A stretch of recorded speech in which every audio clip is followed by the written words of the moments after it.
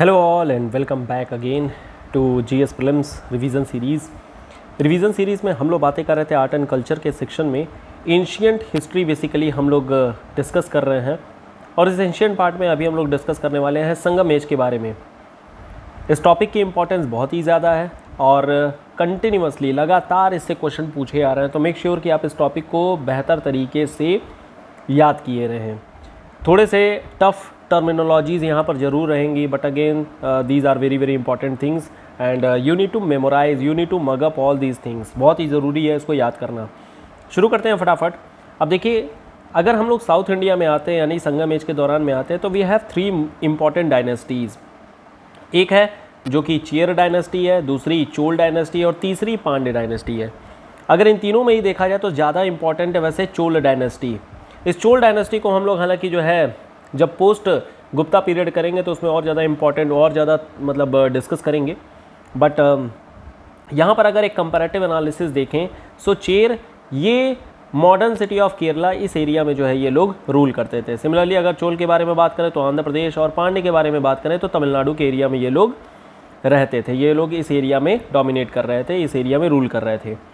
आंध्र प्रदेश के नाम पर अब आपको 2 नाम याद रहने चाहिए। जब भी आंध्र प्रदेश का नाम याद मतलब आए क्वेश्चन में तो आपको 2 नाम तुरंत क्लिक करने चाहिए। एक आपको क्लिक करना चाहिए चोल और दूसरा आपको क्लिक करना चाहिए सातवाहन, सातवाहनाज। नाउ क्वेश्चन ये है सातवाहनाज क्यों? क्योंकि इनको आंध्र पुत्र भी बोला जाता है या फिर आंध्राज भी इनको बोला जाता है, तो मेक श्योर आप इनको जानते रहिए। अगर हम बात करते हैं इनके कैपिटल को लेकर के, तो चेर की जो कैपिटल थी दैट इज़ वंजी। सिमिलरली अगर चोल के बारे में बात करें तो उरैयूर या फिर पुहर, और पांड्य में बात करें तो ये मदुरई इनकी राजधानी, इनकी कैपिटल होती थी। इंपॉर्टेंट रूलर के बारे में अगर बात किया जाए तो चेर इनकी जो इंपॉर्टेंट रूलर थे वो चेर सेनगुट्टवन थे। सेनगुट्टवन के नाम से ज़्यादा ये इंपॉर्टेंट है, सेनगुट्टवन के नाम से ही जनरली लिखी होती हैं चीज़ें। चोल में अगर बात करें तो करिकाल और पांड्य में अगर बात करें तो नेरुंजेलियन, ये इंपॉर्टेंट रूलर थे जिनके बारे में हमें जनरली मेंशन मिलते हैं और जिनके बारे में अगेन क्वेश्चंस भी जनरली पूछे जाते हैं।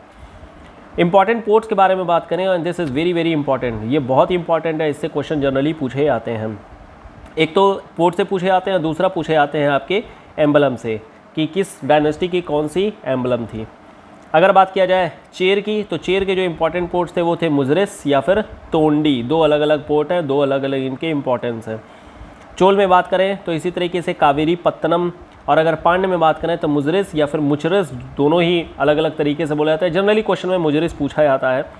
कोरकई और कावेरी ये 3 इंपॉर्टेंट पोर्ट हैं जो कि पांड्य डायनेस्टी से रिलेटेड है। एम्बलम के बारे में अगर बात करें तो जो चेर हैं ये धनुष और बाण यानी कि बो एंड एरो, ये इनका एम्बलम था। सिमिलरली चोल के बारे में बात करें तो टाइगर, और पांड्य के बारे में बात करें तो कार्प, मछली।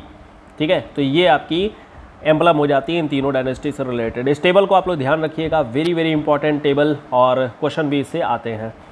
अब हम लोग जरा आ जाते हैं यूपीएससी के फेवरेट एरिया में। फेवरेट एरिया क्या है इनका? इनका फेवरेट एरिया है संगम एज।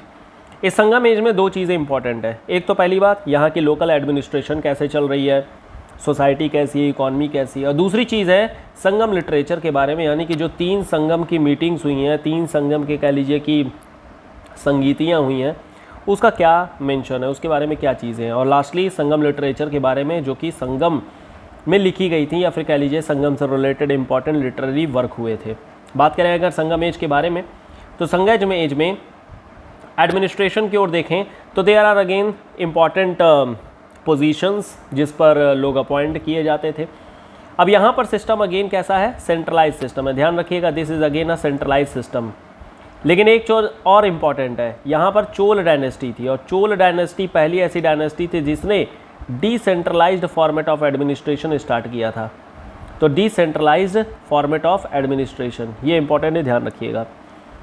अगर बात करते हैं एडमिनिस्ट्रेशन में तो जो सेंटर ऑफ एडमिनिस्ट्रेशन है वो ऑब्वियसली किंग के हाथ में था। किंग के ही, राजा के ही इर्द गिर्द में सारी चीज़ें चलती थी। कोर्ट ऑफ जो क्राउन्ड मोनार्क होते थे उनको बुलाया जाता था अवई।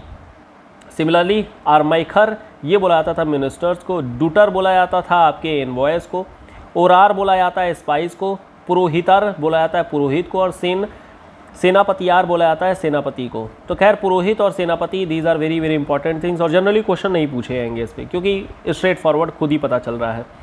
लेकिन ये जो ओरियार और आपका दत्तार और अर्मैकार ये है, इससे क्वेश्चन पूछे जा सकते हैं। ये थोड़ा सा कॉम्प्लिकेटेड नाम भी है और यही 3 इंपॉर्टेंट चीज़ है। जनरली स्पाइस को लेकर के क्वेश्चन पूछे जाते हैं क्योंकि स्पाइस जो है वो लगभग हर एक एडमिनिस्ट्रेशन में था, चाहे वो आपके वैदिक पीरियड में हो, चाहे मौर्यन पीरियड हो, चाहे गुप्ता पीरियड हो, हर जगह पर स्पाइस है। इवन इन मुग़ल एज, हम लोग बात करेंगे अभी सल्तनत एज की और मुग़ल एज की, वहाँ पर भी स्पाइस का ही मेंशन मिलता है। बरीद बोला करते थे उसको, देखेंगे क्या चीज़ है। So again these are important things. इन तीनों का नाम तो आप लोग को याद ही रखना है, ठीक है। सोसाइटी वाइज अगर बात किया जाए तो देखिए यहाँ पर भी कास्ट सिस्टम था। सोसाइटी डिवाइडेड थी ब्राह्मण्स और नॉन ब्राह्मण्स में। ब्राह्मण्स की पोजीशन ऑब्वियसली काफ़ी ज़्यादा हाई हुआ करती थी और नॉन ब्राह्मण्स की पोजीशन ऑब्वियसली काफ़ी नीचे होती थी, काफ़ी लोएस्ट सेक्शन में होती थी। ट्रेड जो था वो मेनली वैश्य करते थे, वैश्य एंड विलास दोनों ही करते थे।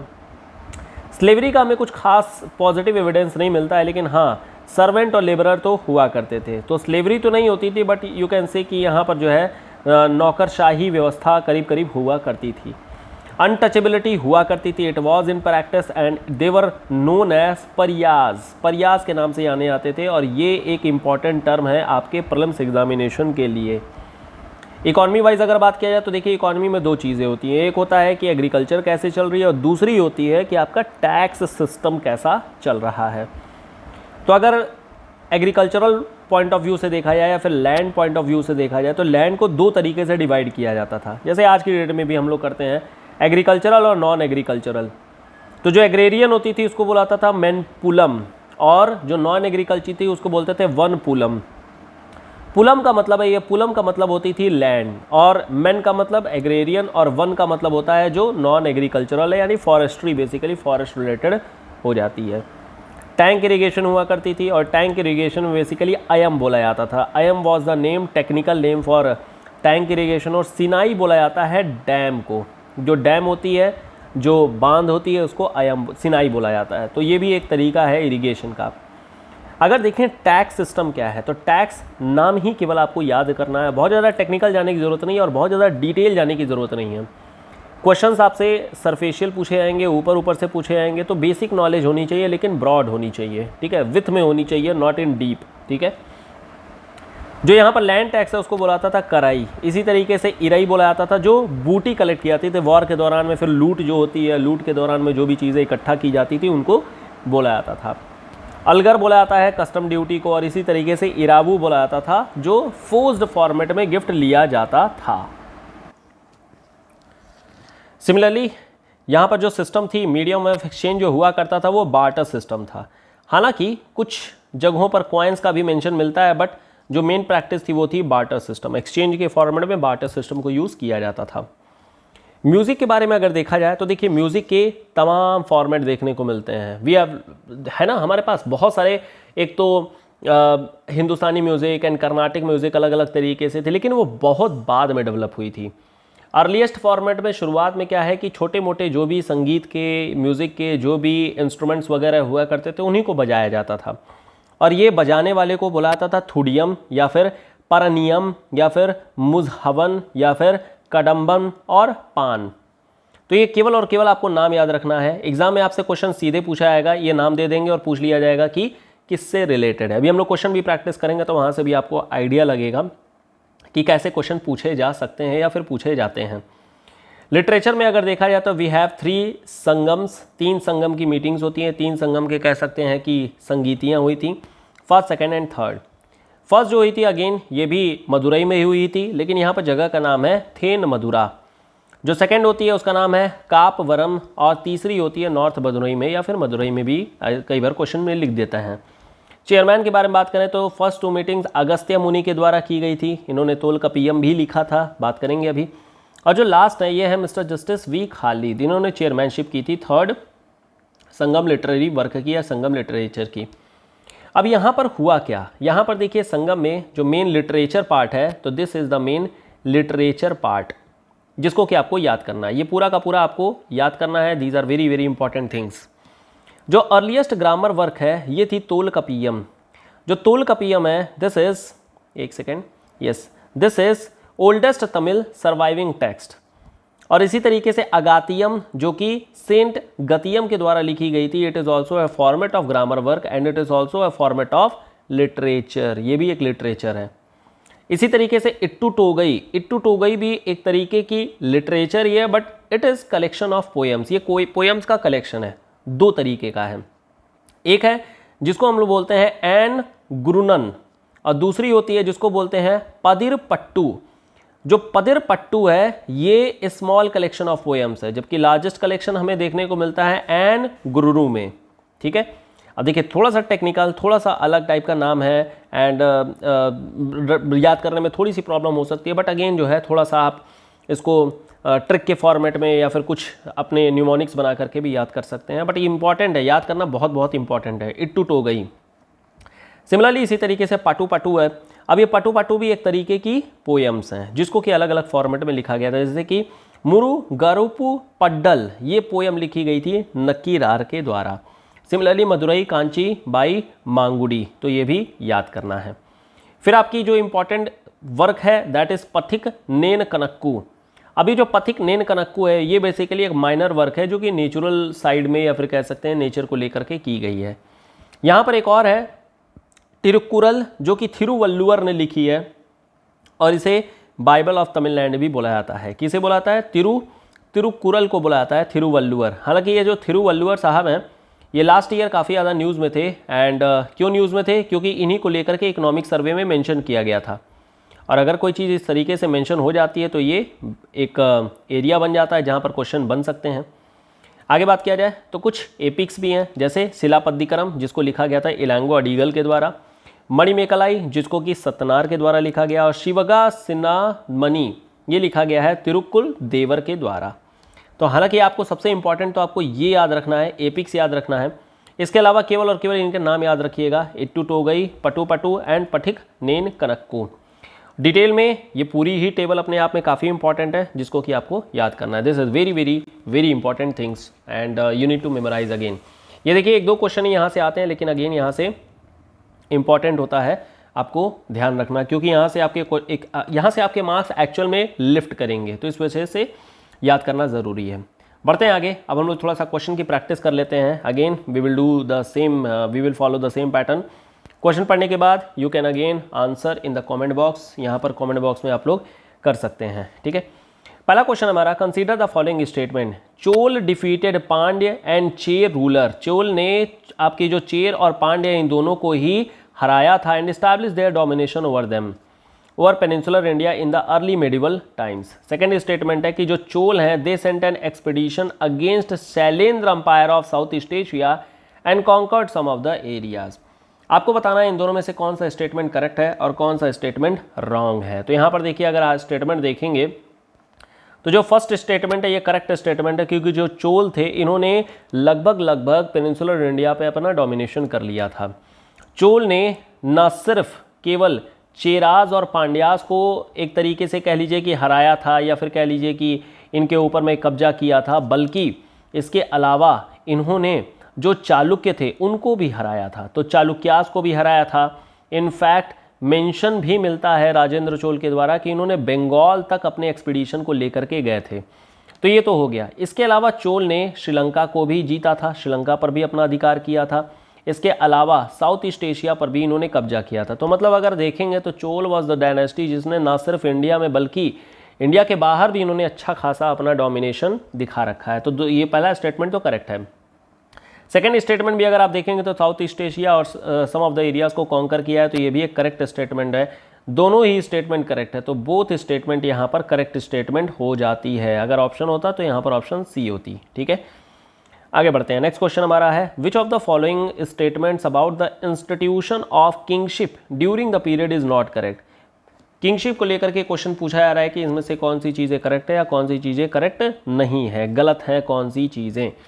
पहला स्टेटमेंट है the form of government was hereditary monarchy. तो ये तो बिल्कुल करेक्ट स्टेटमेंट है। Even not only in this south India बल्कि नॉर्थ इंडिया में भी ये जो हेरिडेटरी सिस्टम है ये चलता था। तो ये तो बिल्कुल पूरी तरीके से करेक्ट है।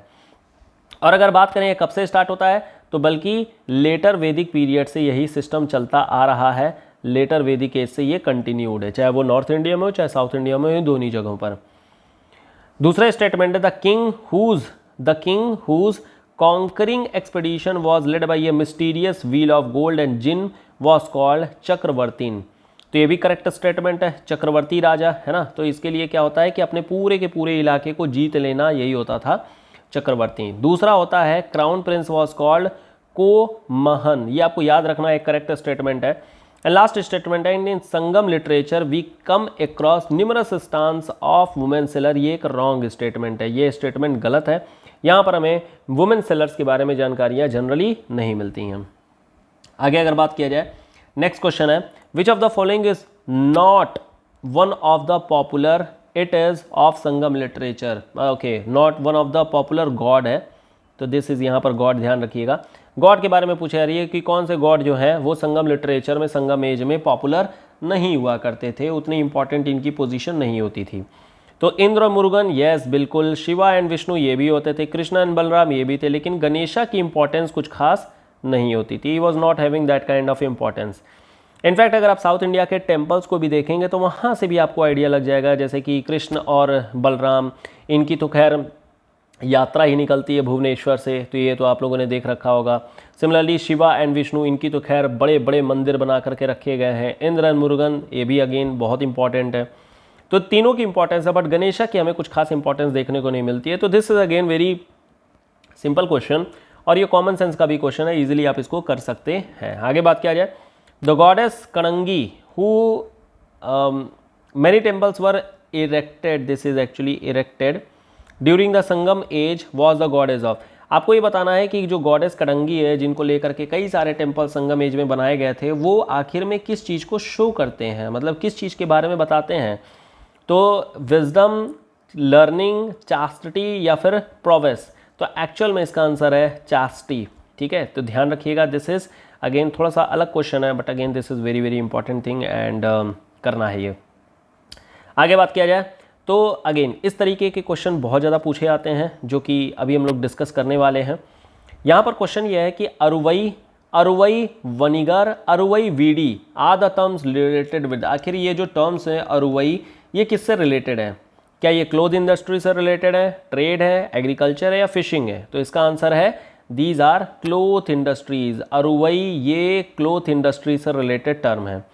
सिमिलरली इसी तरीके से हम लोगों ने अभी म्यूज़िक से रिलेटेड अभी ऊपर बात किया था, उस म्यूज़िक को लेकर के भी इसी तरीके से टर्म लिख देगा और फिर पूछ लेगा कि बताइए किससे रिलेटेड है। तो आपको पता होना चाहिए कि म्यूज़िक से रिलेटेड है। या फिर सिंपली ऐसे भी पूछा जा सकता है, शिलापद्दिकरम और मणिमेकलाई और शिवगा, इस तरीके से लिख करके आपसे क्वेश्चन पूछा जा सकता है कि ये क्या चीज़ है। तो आपको बताना होगा these are epics of Sangam age. ठीक है, तो अगेन इससे क्वेश्चन जो पूछे जाएंगे वो देखिए सरफेशियल है। क्वेश्चन भी आपको देख करके लग रहा होगा कि दीज आर सरफेशियल क्वेश्चंस, बट याद करना ज़रूरी है इसी की वजह से, क्योंकि यहाँ से 2 नंबर आपको लिफ्ट हो जाएंगे और उसका काफ़ी फ़ायदा मिलेगा इन योर प्रीलिम्स। ठीक है, आगे बात किया जाए, during the Sangam age war was usually declared approved by. War जो किया जाता था, वॉर के लिए एक्चुअल में क्या फॉलो, मतलब क्या चीज़ें बोली जाती थी? तो पहला ऑप्शन है कि cutting the tutelary tree of the enemy, second is lifting the cattle of the enemy, third besieging the enemy fort, this is actually fort, और लास्ट है crushing the crops of the enemy's territory and feet of elephants. तो last option तो खैर अपने आप में ही लग रहा होगा कि यार उनकी क्रॉप को ख़राब करके क्या ही मिल जाएगा, तो ये चीज़ें नहीं है। तो एक्चुअल में answer is lifting the cattle of the enemies, तो ये जानवरों को लिफ्ट करते थे, तो ये मेन आंसर होता था, ये मेन आंसर है इस चीज़ का। ठीक है, war was usually declared. The word Sangam is associated in Tamil history. Sangam आखिर में इसका मतलब क्या चीज़ है, संगम का मतलब क्या चीज़ होता है? तो देखिए, संगम का सिंपल मीनिंग होता है लोग जो आकर के मिलते हैं, एक तरीके की सभा, एक तरीके की मीटिंग। ऑप्शन देखेंगे तो फर्स्ट ऑप्शन है the literature produce during the reign of Pallava dynasty of Kanchi. ये तो बिल्कुल साफ साफ गलत है, क्योंकि ये जो मीटिंग थी वो पांड्याज ने कराया था, तो ये तो साफ साफ गलत हो गया। Second, poem written in the praise of Pandya king of early Christian era. तो ये रॉन्ग इसलिए है क्योंकि संगम इसको नहीं बोलते हैं, संगम में चीज़ें लिखी गई हैं, दैट डज नॉट मीन कि पांड्यास की ही ये कहानियाँ हैं, तो इसका मतलब ये नहीं होता है। Third is the court poetry of Chola king who was famous for patronising art, again ये भी एक रॉन्ग स्टेटमेंट। और लास्ट में बात करें तो कॉलेज और assembly of Tamil scholars held under the royal patronage of पोल, तो ये करेक्ट स्टेटमेंट। अब यहाँ पर 2 चीज़ें मिल गई, एक तो पांड्यास भी मिल गए कि जो पांड्यास ने अपनी चीज़ें मतलब संगम करवाया, और दूसरी कॉलेज और असेंबली यानी कि जो मीटिंग हो रही है वो भी हो गया। तो this is again very simple question. Next question के बारे में बात करें तो which of the following is not a great peak of the Sangam literature, यहाँ पर कौन सी चीज़ जो है वो ग्रेट एपिक नहीं है, नॉट दिस इज एपिक, ठीक है, कौन सी ग्रेट एपिक नहीं है। अब यहाँ पर है शिलापद्दिकरम, मणिमेकलाई, पाटू पाटू या फिर ऑल ऑफ द एबव। अब आपको क्वेश्चन है कि यहाँ पर एपिक कौन सी नहीं है, तो देखिए शिलापद्दिकरम तो है, मणिमेकलाई भी है, लेकिन पटू पटू नहीं है, ये एक पोयम है, ये एक पोयम है, ये एपिक नहीं है ना। तो ये ध्यान रखना है। अगेन देखिए बहुत ही बेसिक क्वेश्चन पूछा गया है, यहाँ पर लोग जो है थोड़ा सा गलत कर सकते हैं। नेक्स्ट क्वेश्चन है which of the following is not one of the source from which evidence of Indo Roman trade during the Sangam age is derived. किस चीज़ को लेकर के हम लोग डिराइव नहीं करते हैं, कौन सा ऐसा सोर्स है जिसके बेसिस पर हम लोग बोलेंगे this is not the thing. पहला है संगम लिटरेचर। अब देखिए ये तो होगा ही होगा, हम संगम के बारे में बात कर रहे हैं, ऑब्वियसली संगम लिटरेचर ना हो तो ऐसा नहीं हो सकता है, तो आंसर तो नहीं होगा क्योंकि ये चीज़ तो करेक्ट है। सेकंड है कि Roman coin of silver and gold found on the south, ये भी बिल्कुल करेक्ट है, जो अगर प्रूफ मिलना है दैट मीन्स कि यहाँ पर चीज़ें हो रही हैं। Discovery of a Roman port at Arikamedu near Pondicherry, Arikamedu भी एक तरीके से समझ लीजिए कि पोर्ट है, सिस्टम ऑफ द कह सकते हैं कि कोस्टल एरिया। एंड लास्ट है जो accounts of Chinese and Roman traveller है, ये एक स्टेटमेंट गलत हो जाएगा, यहाँ पर इसके बारे में हमें एविडेंस नहीं मिलती है, बाकी सारी एविडेंस तो देख करके ही मिल रही है, आपको पढ़ के ही लग रहा होगा these are very common sense वाला क्वेश्चन और इजीली इसको आंसर कर सकते हैं हम। Next question which of the following was a great custom port with an artificial harbour, कौन सी इसमें जो है सबसे अच्छी पोर्ट हुआ करती थी। तो देखिए सबसे अच्छी जो पोर्ट हुआ करती थी वो होती थी पुहर, पुहर जो पोर्ट थी वो सबसे अच्छी पोर्ट थी and this was the thing. अब आपको ये बताना है कि ये किस डायनेस्टी में थी, बताइए फटाफट कौन सी डायनेस्टी थी, इजीली आप बता सकते हैं, बताइए कौन सी डायनेस्टी है, कमेंट बॉक्स में बताइए। आगे बढ़ते हैं। नेक्स्ट क्वेश्चन है the early Tamil anthologies mention terms जैसे पहाड़ी या फिर ओत्तम या फिर टिमिल या फिर पटागू, ये सब जो नाम यूज़ किए जा रहे हैं, सब जो टर्म्स लिखे जा रहे हैं, ये किससे रिलेटेड है, क्या इसका काम है। तो इन नाम याद रखना है, बहुत ज़्यादा इंपॉर्टेंट है क्योंकि ये थोड़ा सा अलग है। ये सारे टर्म जो होते हैं वो बोट से रिलेटेड है, सब के सब बोट से रिलेटेड है, ध्यान रखिएगा ये सारी चीज़ों का क्या काम है। आगे बात करें थर्ड संगम जो है वो कहाँ पे हुई थी, मदुरई में, अरिकामेडू में, एर्नाकुलम में या फिर तूतीकोरन में, इजिली बता सकते हैं this is in Madurai, north Madurai में हुई थी, आंसर हो गया simply Madurai. Next question the early Tamil poet who makes a reference to the Nanda and Maurya in his work, Nanda dynasty और मौर्य डायनेस्टी के बारे में किसने अपने पोएट में लिखा है, सतनार ने लिखा है या फिर इलांगो अडीगल ने लिखा है, कपिलार ने लिखा है या फिर मामुलनार ने लिखा हुआ है। तो आपको आंसर क्या है इसका आंसर है मामुलनार। तो ये भी ध्यान रखने वाला क्वेश्चन है, this is again important question, ध्यान रखिएगा। आगे बात करें तो which of the following poem of Sangam as has referred to Maurya expedition against the Tamil chieftains. तो जो मौर्यों की जो आक्रमण हुई थी, मौर्यों की जो एक्सपीडिशन हुई थी साउथ इंडिया के साइड में, आपको बताना है इसमें से किसने ये चीज़ मेंशन किया था, किसने इस चीज़ के बारे में लिखा है। तो again this is simple thing, ये भी अगेन सिंपल है, क्या है, मामुल नार के बारे में। तो यहाँ पर भी आपको चीज़ें मिल जाएंगी कि क्या चीज़ है, ठीक है। बढ़ते हैं आगे लास्ट क्वेश्चन की ओर में, दिस इज लास्ट क्वेश्चन। यहाँ पर है which of the following statements about the social structure of Sangam age is not correct, कौन सी चीज़ संगम को लेकर के गलत है, क्या है आंसर। ऑप्शन पहले पढ़ लें, the difference in the status and economic condition was well accepted and really challenged by the people. तो यहाँ पर जो डिफरेंसेज है इकोनॉमिक कंडीशन और स्टेटस में, उसको चैलेंज किया गया था लोगों के द्वारा। बताना है क्या सोशल स्ट्रक्चर संगम का कैसा है, कौन सी चीज़ इसमें से गलत है। दूसरा है संगम लिटरेचर मेंशन 3 रेगुलर वर्णास, कौन, ब्राह्मण, क्षत्रिय और वैश्य। देयर वर 4 कास्ट मेनली टुडियान या फिर पनन, परय्यन और कदम्बम। और लास्ट ऑप्शन है people were organised into professional social groups living apart from one another. अब बताना है आपको कि कौन सी इसमें से करेक्ट नहीं है। तो पहला तो ऑप्शन साफ साफ, ये तो खैर हर एक सोसाइटी में है तो यहाँ पर तो कोई दिक्कत ही नहीं है। सेकेंडली संगम की जो है बेसिकली जो आपकी ब्राह्मण, क्षत्रिय और वैश्य, यस बिल्कुल यहाँ पर ये डिवाइडेड थी। 4 कास्ट हुआ करते थे, तुड़ियन, पन्नन और परय्यन, कदम्बम ये भी हुआ करता था, लेकिन प्रोफेशनल सोशल ग्रुप ये नहीं हुआ करते थे। तो ये एक रॉन्ग स्टेटमेंट और इसी वजह से यही इसका करेक्ट ऑप्शन होगा। तो ये थी basically simple discussion about Sangam literature, ख़त्म हो गया, ये यहीं पर डिस्कशन ख़त्म होती है।